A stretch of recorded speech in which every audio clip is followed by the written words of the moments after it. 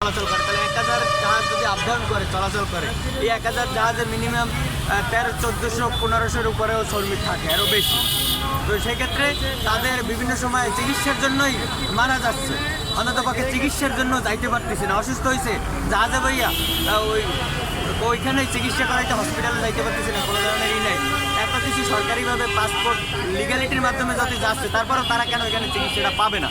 এই চিকিৎসার জন্য আমাদের শ্রমিকরা বিভিন্ন সময় ওখানে মারা যাচ্ছে জাহাজে, পানির ভিতরে, পরে আমাদের লাশ আনতে হচ্ছে। তাহলে এই জায়গাটা থেকে আমরা মুক্তি চাই। সামান্য 15-20,000 টাকা 10,000 টাকা বেতন শ্রমিকরা চাকরি করে, তা তো এইটা থেকে তো আগে তো জীবনের নিরাপত্তা।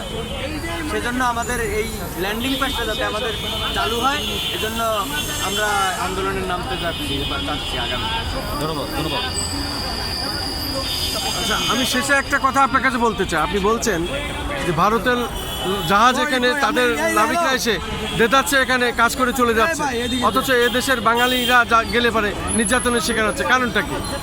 আমাদের দেশের লোক পাচ্ছে না কেন এটা এই করতে? আমাদের প্রশাসন এখন সেইটা আসলে আমাদের প্রশাসন ওইভাবে তাদেরকে কোনো ধরনের চেকও দিচ্ছে না, বা তাদের কোনো নাই। তারা নিজেদের বাড়ির মতন এই দেশে আইসে জাহাজ থেকে নেমে ঘুরে ফিরে তাদের পছন্দের জিনিসটা পর্যন্ত তারা কিনতেছে প্রয়োজন মাপে, এবং যেটা প্রয়োজন সেই সকল ফ্যাসিলিটি নিচ্ছে, কিন্তু তার কোনো ফ্যাসিলিটি আমাদের বাংলাদেশের নাবিকরা পাচ্ছে না ভারতে।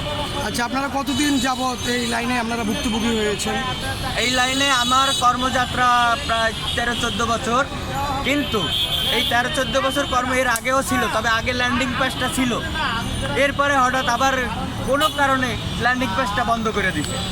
এরপরে বিভিন্ন সময় আমাদের দেশের মানুষ ওই দেশে গিয়ে বসে থাকতে হয় সিরিয়ালে, এবং লোডিং পয়েন্টগুলো, ওদের আনলোডিং পয়েন্টগুলো খারাপ, বিভিন্ন সময় বসে থাকতে হয় মাসকে এক মাস 1.5 মাস। তাহলে একটা 100 ফুট 150 ফুট 200 ফুট জাহাজের ভিতরে নাবিকরা যখন বন্দি হয়ে থাকে, তাহলে তো জেলখানার চেয়েও ভালো, জেলখানার চেয়েও খারাপ, জঘন্য। কারণ জেলখানায় চিকিৎসা হলে, অসুস্থ হলে চিকিৎসার ব্যবস্থা আছে, কিন্তু ওইখানে তো সেইটাও নাই।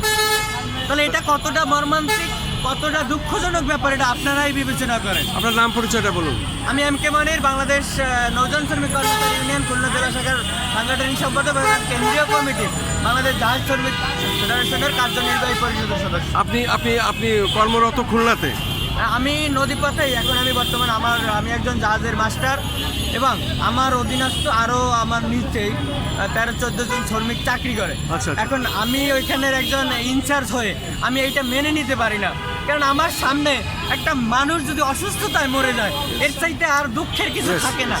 চাকরি কর্ম এটা হচ্ছে পরে, আগে তো মানুষের জীবন, আগে তো মানুষের সুচিকিৎসা, এটা তো একটা রাষ্ট্রেরও ভাবা উচিত।